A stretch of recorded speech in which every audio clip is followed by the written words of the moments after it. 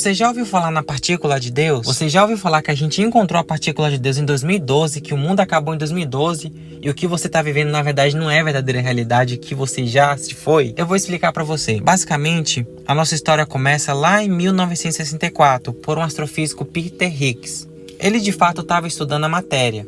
Como que a matéria se formou a partir do Big Bang? Como que tudo começou a existir? Basicamente, para você entender um pouco mais sobre essa partícula de Deus, que na verdade é a partícula de Higgs, aí foi nomeada carinhosamente sobre partícula de Deus, que mais tarde você vai entender. A matéria é tudo aquilo que você vê, que tem massa e volume. Você é uma matéria, teu carro é uma matéria, teu celular é uma matéria. E justamente tudo que você vê que é matéria, que tem massa e volume, que tem um peso, é composta por átomos. Prótons, nêutrons e elétrons. É isso que compõe a matéria do seu corpo, é isso que compõe a matéria que você vê. O que acontece é que esses átomos da matéria a gente não consegue ver a olho nu. Então, com um equipamento especial, você consegue de fato enxergar os átomos.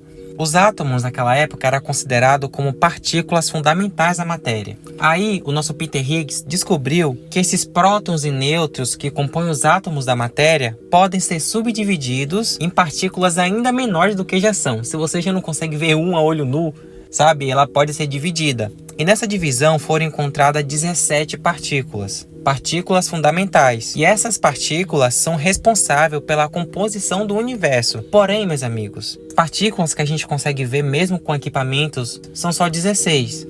E essas 16 partículas, 12 são fermínios e 4 são bósons. E a partícula de número 17 a gente não consegue ver. É aí que está a chave. Se a gente de fato descobrisse a partícula de número 17, seria como uma espécie de cola.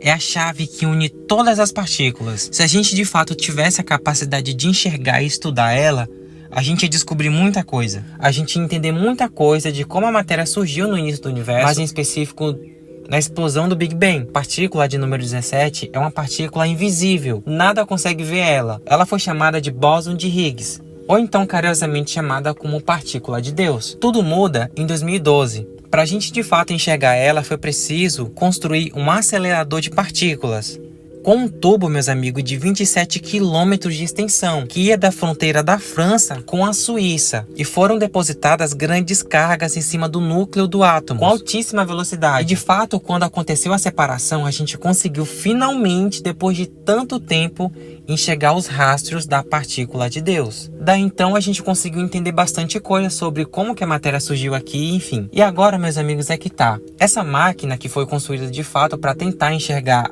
a partícula de Deus, a partícula que poderia causar o fim do mundo, é justamente esse nome, que de fato a quantidade de energia que foi depositada poderia abrir um buraco negro na Terra. Porque sim, um buraco negro ele tem uma grande atividade de energia acontecendo nos seus horizontes de eventos. E basicamente muita gente acredita que a gente já se foi. O que a gente está vivendo é só a relatividade do tempo que foi proposta por Einstein, que eu posso falar em um vídeo aqui depois. Que de fato isso aqui é só uma coisa do nosso cérebro. E que de fato a Terra já acabou em 2012 mesmo. Mas é claro que eu acredito que isso não aconteceu. E é essa a história da partícula de Deus.